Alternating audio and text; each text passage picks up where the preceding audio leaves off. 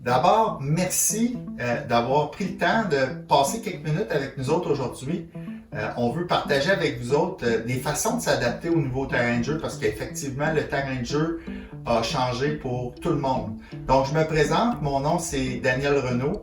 Je suis comptable agréé de profession, de première profession, mais coach professionnel depuis 13 ans qui se promène à travers le monde pour aider les équipes puis aider les leaders dans toute la vie qu'ils ont à vivre, la vie professionnelle, la vie personnelle. Donc, moi, c'est Gabriel Renaud, cofondateur de Hubu aussi. J'ai eu la chance de travailler à l'école d'entrepreneurship de Beauce. J'ai un parcours d'athlète. Puis avec Daniel, on travaille ensemble depuis 2016 en consolidation d'équipes à travers le monde pour aider les équipes. Donc, ce matin, on veut partager avec vous 3 stratégies. J'ai la chance, dans les dernières semaines, étant donné la crise qu'on vit ici et partout un peu sur la planète, de coacher des gens, coacher des équipes avec Gabriel dans Hubu, mais aussi à des fins personnelles. Et puis, j'ai senti le besoin de partager avec vous autres des stratégies parce que le terrain de jeu n'est plus du tout le même. Donc, puis ce qui est intéressant, Daniel, c'est que le terrain de jeu n'est plus le même, mais on est tous ensemble dans l'arène. Puis je pense que c'est tout le monde ensemble, notre équipe, qu'on va sortir, qu'on va se donner des moyens de sortir de cette crise-là. Fait que c'est pour ça qu'on vous donne 3 stratégies ce matin, puis un petit bonus. Donc première stratégie qu'on veut vous dévoiler, c'est ralentir pour mieux repartir. Je pense qu'actuellement, pas mal tout le monde a fait ça. Si vous ne l'avez pas fait, qu'est-ce que je veux dire par ralentir pour mieux repartir? Ben, c'est la notion de on doit s'arrêter puis se poser la question comment on va réagir à toute l'évolution du marché. Et présentement, c'est ce qui est le plus difficile, c'est pas de faire ça une fois, c'est que à chaque semaine, il faut se remettre en question parce que ça veut pas dire que la direction qu'on a prise il y a 2 semaines, c'est encore la bonne. Fait que moi et Gabriel, notre petit rituel, c'est tous les lundis, on fait vraiment un meeting puis on se pose la question, on va-tu dans la bonne direction parce que la situation évolue tellement vite. Donc, je pense que c'est vraiment pas à perdre de vue cette stratégie-là. Deuxième stratégie qu'on a, créer des frontières entre la vie personnelle et la vie professionnelle. Dans les dernières semaines, on a eu la chance d'accompagner plusieurs équipes dans un contexte d'un défi. Puis un enjeu qui ressort beaucoup, c'est de travailler virtuellement à la maison. Puis ce que ça crée, ce que ça amène, c'est difficulté à créer une séparation entre le bureau, la maison. Beaucoup disent qu'on tombe dans des tendances, on va dire, workaholic. Fait que c'est un peu la situation, c'est l'importance de définir des temps de travail, l'importance de définir des limites à ces journées, de dire OK, on commence à 8 heures, ce matin on va finir à 16 heures. Puis ça, non seulement de le faire pour vous, mais de le faire pour votre équipe au grand complet. Vous êtes le leader, c'est vous qui devez donner le pas.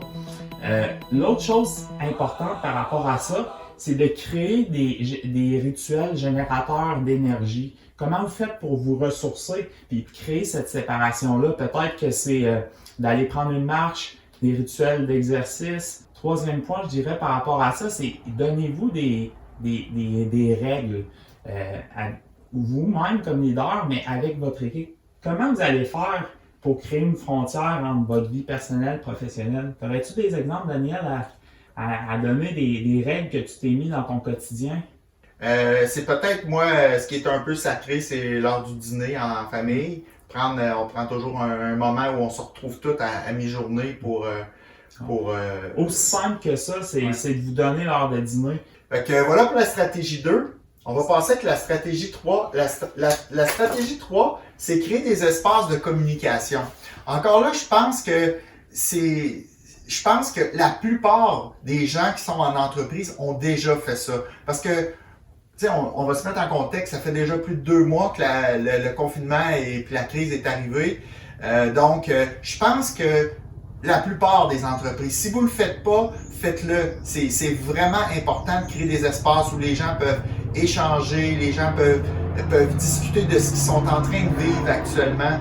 Puis, le point ici que je veux renforcer par rapport à créer des espaces de communication, c'est Prenez pas pour acquis que les sourires sur un appel Zoom de vos employés, ça veut dire que tout le monde vit très bien la crise, aucun stress, pas d'anxiété. Souvent, derrière ces sourires-là, peut se cacher beaucoup de détresse, d'anxiété, de stress. Fait que c'est important, je dirais, de rester très proche de vos employés, puis de leur poser des questions, de pas rien prendre pour acquis, pas prendre pour acquis qu'elle a l'air d'aller bien.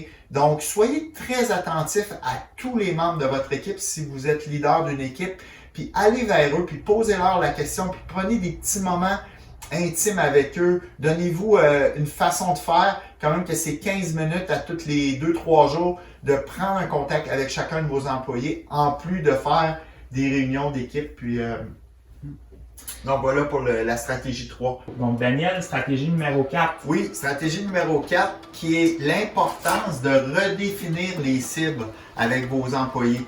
Présentement, ce que je vois là, quand j'accompagne les gens, là, c'est que on en a parlé dans une stratégie précédente, l'importance de mettre la limite entre la vie personnelle et professionnelle. Le résultat, c'est que présentement, les gens travaillent encore plus que d'habitude.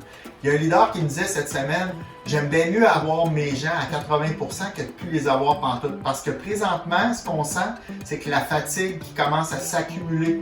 Donc, comme leader, prenez le temps de parler avec vos gens puis de redéfinir les cibles. Des fois, c'est normal que pour certains secteurs, qu'on doit baisser un peu notre cible parce que les gens ne fournissent pas avec les enfants, la vie qui est totalement différente, nos repères qu'on a perdus. Fait que c'est très important. Stratégie numéro 5. Mobiliser vos équipes à distance. Donc, ce que ça veut dire, c'est définissez des choses que vous pouvez faire avec vos équipes en télétravail, comme par exemple, je sais pas, ça peut être un appel virtuel où on se pose des questions pour apprendre à se connaître. On peut se présenter une pièce de notre maison. Dans l'article que je vous ai envoyé, je vous envoie plein d'idées d'activités. Mobilisez vos équipes. Les gens se sentent isolés, les gens se sentent seuls, ils ont besoin de connexion. Fait que c'est important de prendre des moments en équipe, tout le monde ensemble, puis Puis des fois, juste de parler de autre chose que du travail pendant 10-15 minutes, puis de voir un peu comment tout le monde va. Ça va un peu dans le même sens que redéfinir les cibles. Ouais. Stratégie numéro 6 maintenant, qui est... Partager ce qu'on vit, Daniel. Partager ce qu'on vit. Ouais. En fait, une chose que... Moi, je parle à des gens qui sont leaders d'équipe, des directeurs, des gestionnaires, qui ont 10, 15... J'en ai jusqu'à 150 personnes à gérer. Puis je peux vous dire une chose, c'est pas parce qu'on est en haut de la pyramide qu'on vit pas la même chose que ceux qui sont en bas. Eux autres, tout le monde, on a nos stress, on a notre anxiété. Puis c'est important que vous partagiez ça avec votre équipe. On parle ici un peu de notion de vulnérabilité. Leur faire sentir que vous autres aussi, vous êtes dans le même bateau qu'eux. Vous autres aussi, souvent les employés viennent avec des questions. Qu'est-ce qui va arriver? Qu'est-ce qu'on va faire? Comment ça va fonctionner? Puis des fois, on le sait pas comment on va faire. Fait qu'ayez pas peur de leur amener juste les choses telles qu'elles sont, très naturelles, très...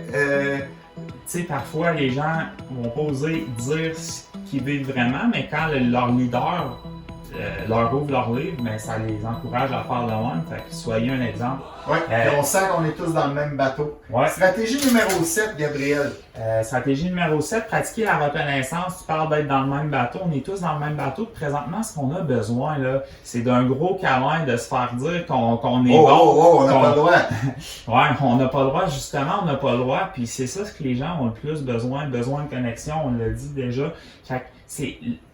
Tu sais, on n'en donne jamais assez de l'appréciation, de la reconnaissance. Fait que c'est de prendre le temps avec votre équipe, de simplement là, demander à votre équipe de formuler un merci. Formuler un merci à toute l'équipe. Faites un tour de table dans votre équipe, là, puis tout le monde dit son merci. Pourquoi sont reconnaissants du travail de Daniel ou de Céline qui travaille fort. Fait que c'est simplement la stratégie numéro 7, là, mettre la reconnaissance de l'avant. On est rendu maintenant à la stratégie 8. La stratégie 8 qui est de créer de la positivité. Vos équipes en ce moment ont besoin de positivité. Puis dans votre quotidien, il y a tout le temps des petites victoires, des belles histoires. Prenez le temps de vous arrêter puis de les célébrer, ces petites victoires-là. Autre chose que je vous dirais aussi, n'ayez pas peur de leur demander leurs suggestions. Tout le monde est en adaptation. Suggestions, feedback, très important en ce moment pour pouvoir voir qu'est-ce qu'ils vivent vos employés puis comment vous vous adaptez. L'autre chose aussi, c'est qu'actuellement, c'est normal de faire des erreurs. On en fait à chaque semaine. Chaque semaine, on prend une direction, puis on se rend compte qu'une semaine ou deux plus tard, on n'est peut-être pas à 100% dans la bonne direction. Dites à vos employés que ça fait partie du chemin pour se rendre au succès. Puis une autre chose peut-être, Daniel, là, c'est célébrer l'adversité, mais on a tous déjà passé par des moments plus difficiles. Pourquoi pas faire ressortir ces moments plus difficiles-là de votre gang, de vos employés, puis de s'inspirer de comment on a passé par-dessus. Fait que une autre petite stratégie par rapport à la positivité. Stratégie 9 maintenant, c'est de faire une analyse de vos joueurs. On vous l'a dit, le terrain de jeu a changé, mais est-ce que vous vous adaptez avec vos ressources que vous avez? Tu sais, on peut souvent dire, je vais faire une analogie avec le sport, mais présentement, on est peut-être en prolongation. Mais en prolongation, il y a des joueurs qui vont être mieux en prolongation parce que c'est du 4 contre 4, des joueurs plus rapides. Fait que peut-être que ces joueurs-là on a intérêt à les exploiter davantage. Par contre, il y en a d'autres qui sont peut-être des plus gros joueurs, puis ils ont des forces quand le jeu, c'est plus physique. Mais là, présentement, ben c'est plus ouvert. Fait que c'est de voir, de faire l'analyse puis de voir si vos joueurs sont placés dans les bonnes chaises. Stratégie 9. Stratégie 10, dicter le pace. Je ne sais pas si, comme moi, vous avez entendu beaucoup l'expression que ça va être un marathon. Et le problème du marathon qu'on est en train de courir, c'est qu'on ne sait pas exactement la ligne d'arrivée va être à 42 km ou va être à 45 ou à 50. Et ça l'amène à un niveau d'anxiété supplémentaire. Actuellement, comme leader, puis comme gestionnaire ou comme entrepreneur, il faut que ce soit nous qui dicte le pace. Puis le pace, c'est pas de faire augmenter. Des fois, c'est de le faire diminuer. Les gens commencent à être essoufflés, là. Oui, télétravail, on s'est adapté, on a travaillé avec les enfants à travers ça, mais ça fait 8, 9, 10 semaines, on commence à être fatigué. Comme leader, c'est à vous de caler la shot et de dire des fois, là, OK, on peut ralentir un peu, là. J'entendais un leader cette semaine qui disait on produit 30% de plus qu'à la même date l'année passée. On parle du domaine financier, les gens qui sont dans les banques, les gens qui sont dans le monde minier. Écoute, plein d'industries avec lesquelles je travaille qui présentement, les gens commencent vraiment à être essoufflés. Fait que n'ayez pas peur de dicter le pace puis de dire à vos gens de prendre des temps à 18 heures d'arrêter de travailler, de prendre le temps d'aller prendre une marche le midi pour rester actif. Oui. Puis la stratégie 10 va bien avec notre bonus de dicter le pace. Vous êtes le leader peut-être en avant, en arrière, dans le peloton avec votre gang.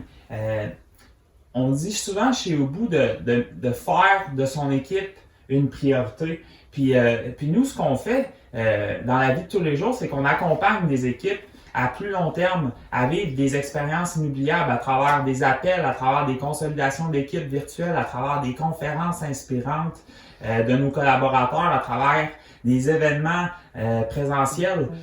Puis, ce qu'on vous invite à faire, c'est si vous avez envie d'aller plus loin avec Ubu, avec Daniel, avec moi, ben, on vous invite à remplir le formulaire qu'on a mis dans le courriel, c'est le formulaire Plus fort ensemble, pour voir si peut-être il y aurait un certain match entre vous, entre Ubu, puis si vous voulez aller plus loin avec ces stratégies-là, puis avoir de l'aide pour mettre ça en place, parce que là, on vous a lancé tout ça, mais en réalité, Daniel, ce qu'on sait, puis de le mettre en pratique, c'est deux choses différentes. Ouais. Puis si on est là pour ça, que votre business soit super petite, que vous soyez 5-10 employés, que vous soyez 50 ou 100 employés, ça ne fait pas de différence pour nous. Puis notre but, c'est de travailler avec des équipes sur le moyen terme, long terme, pour bâtir quelque chose qui va durer.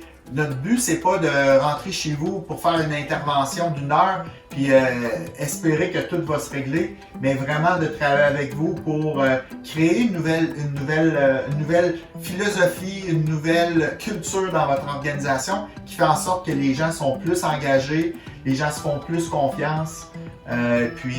Si vous avez besoin de nous, on est là.